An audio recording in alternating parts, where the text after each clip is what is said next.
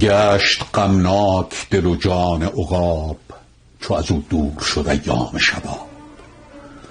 دید کش دور به انجام رسید، آفتابش به لب بام رسید.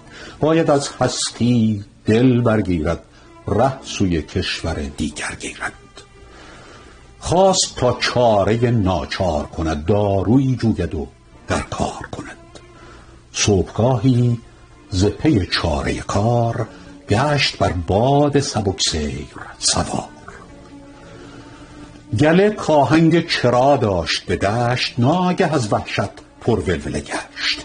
وان شبان بیم زده دلنگران، شد پی بره نوزاد دوان. کبک در دامن خاری آویخت، مار پیچید و به سوراخ گریخت. آهو استاد و نگه کرد و رمید، دشت را خط غباری بکشید.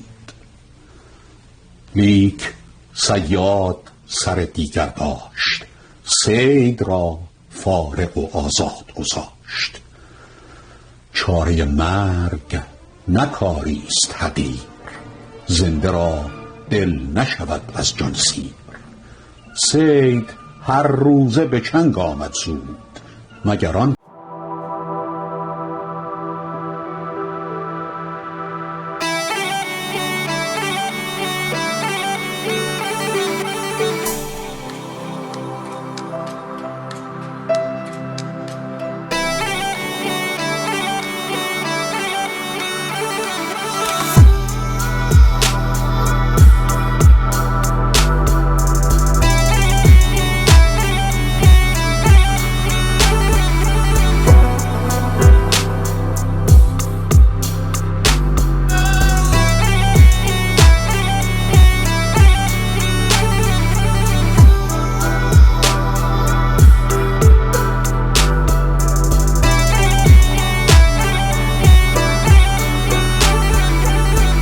زشت و بداندام و پلشت.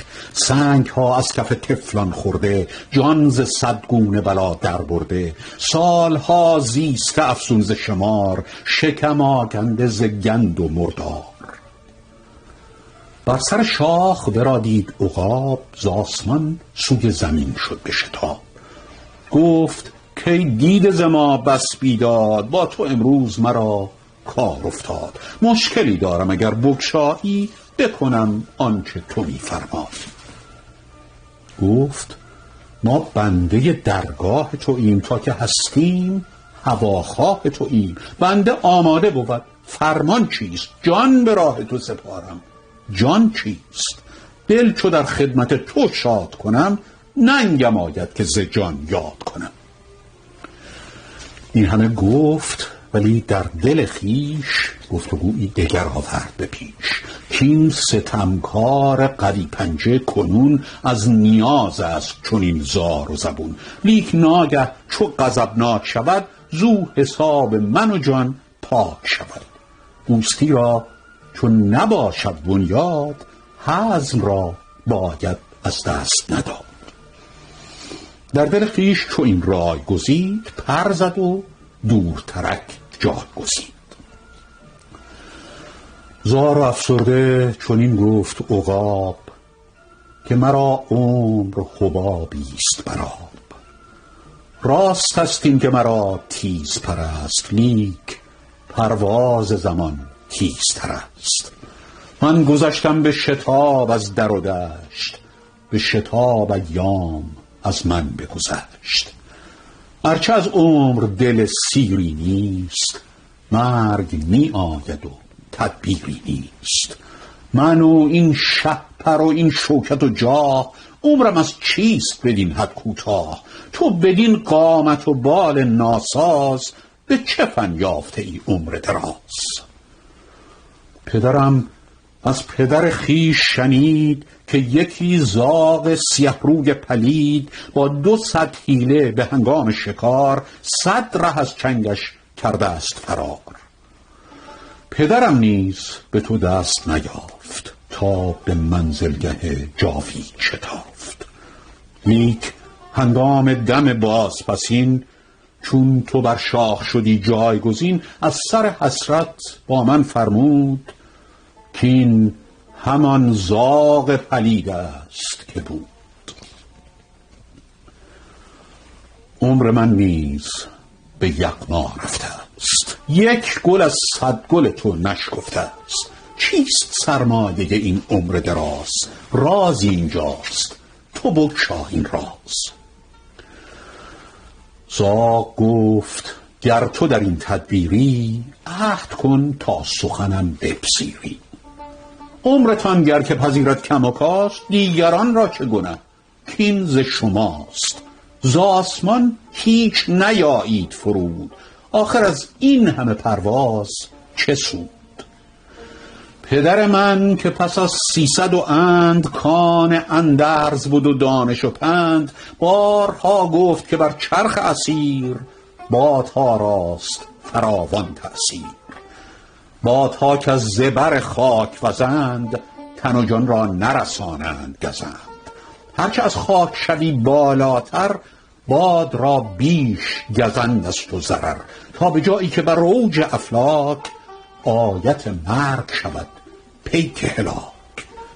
ما از آن سال بسی یافته ایم، که از بلندی رخ برتافته ایم.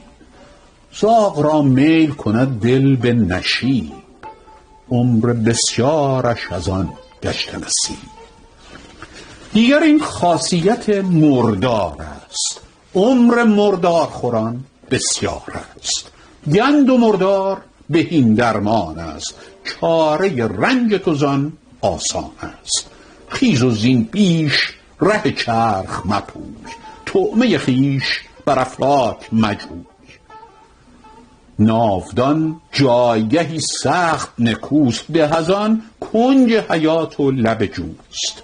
من که بس نکته نیکو دانم، راه هر برزن و هر کودانم. آشیان در پس باغی دارم، و در آن باغ سراغی دارم. خوان گسترده الوانی هست، خوردنی های فراوانی هست.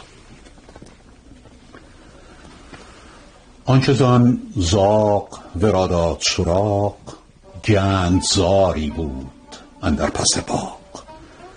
بوی بد رفته از آن تا ره دور، معدن پشه مقام زنبور.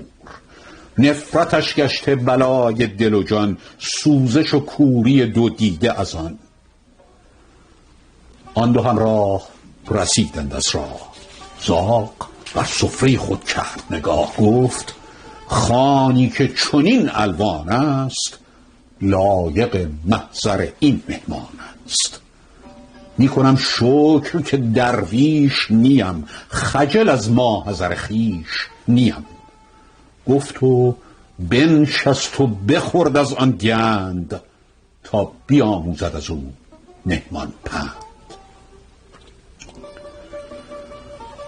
عمر در اوج فلک برده به سر، دم زده در نفس باد سحر. ابر را دیده به زیر پر خویش، حیوان را همه فرمان بر خویش. بارها آمده شادان ز سفر، به رهش بسته فلک تاق ظفر. سینه کبک و تذرو و تیهو، تازه و گرم شده طعمه او. اینک افتاده بر این لاشه و گند، باید از زاغ بیاموزد پند. بوی گندش دل و جان تافته بود، حال بیماری دق یافته بود. گیج شد بست دمی دیده خویش، دلش از نفرت و بیزاری ریش.